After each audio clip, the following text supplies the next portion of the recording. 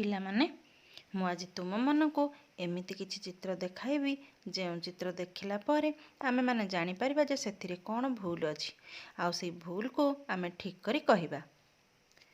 ଏବେ ଦେଖିବା, ଏଇଟି ଗୋଟିଏ ଓଟର ଚିତ୍ର, ନୁହଁ କି ପିଲାମାନେ? ଏ ଓଟଟିର 4ଟି ଗୋଡ଼ ଅଛି, ଲାଞ୍ଜ ଅଛି, ତାର ପିଠିରେ କୁଜ ଅଛି, କିନ୍ତୁ ଦେଖ ପିଲାମାନେ, ତାର ମୁଣ୍ଡଟି ଠିକ୍ ନାହିଁ। ତା ମୁଣ୍ଡଟି ସାପ ମୁଣ୍ଡ ହେଇଯାଇଛି, ନୁହଁ? ଆଚ୍ଛା, ଏଇ ଚିତ୍ରରେ ତାହେଲେ କ'ଣ ଭୁଲ ଅଛି? ଓଟର ମୁଣ୍ଡଟି ଭୁଲ ଅଛି। ଓଟର ମୁଣ୍ଡଟି ଏବେ ଦେଖିବା।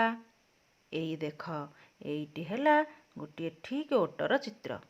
ତାର କୁଜ ଅଛି, ଲାଞ୍ଜ ଅଛି, ଗୋଡ଼ ଅଛି, ଆଉ ବେକ ସହ ମୁଣ୍ଡ ବି ଅଛି। ଆଚ୍ଛା, ଏବେ ଆମେ ଆଉ ଗୋଟିଏ ଚିତ୍ର ଦେଖିବା। ଦେଖ, ଏଇଠି ପ୍ରଭୁ ଶିବ ଶଙ୍କରଙ୍କର ଚିତ୍ର। ଏଇ ଚିତ୍ରରେ ପ୍ରଭୁ ଶିବ ଶଙ୍କରଙ୍କ ପାଖରେ ତାଙ୍କ ତ୍ରିଶୂଳ ଥୁଆ ହୋଇଛି।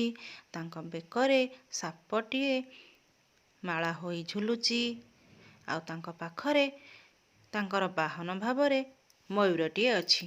ପ୍ରଭୁ ଶିବ ଶଙ୍କରଙ୍କର ବାହନ ମୟୂର କି ପିଲାମାନେ? ନୁହଁ ନା? ତେବେ ଏହି ଚିତ୍ରରେ ଶିବଙ୍କର ବାହନ ମୟୂରଟି ଭୁଲ ଅଛି। ଶିବଙ୍କର ବାହନ ହେଉଛି ବୃଷଭ। ଏବେ ଦେଖିବା, ଦେଖ, ଏହି ଚିତ୍ରଟିରେ ଶିବଙ୍କର ବାହନ ବୃଷଭ ଶିବଙ୍କ ପାଖରେ ଅଛି।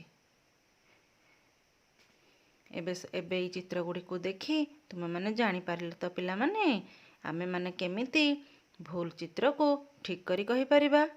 ତୁମେମାନେ ବି ଏମିତି ଭୁଲ ଚିତ୍ର ଦେଖିଲେ ବା କୌଣସି ଜାଗାରେ ଭୁଲ ଜିନିଷ ଦେଖିଲେ ତାକୁ ଠିକ୍ କରି କହିବ, ଆଉ ଠିକ୍ ତାର ଜାଣିପାରିବ।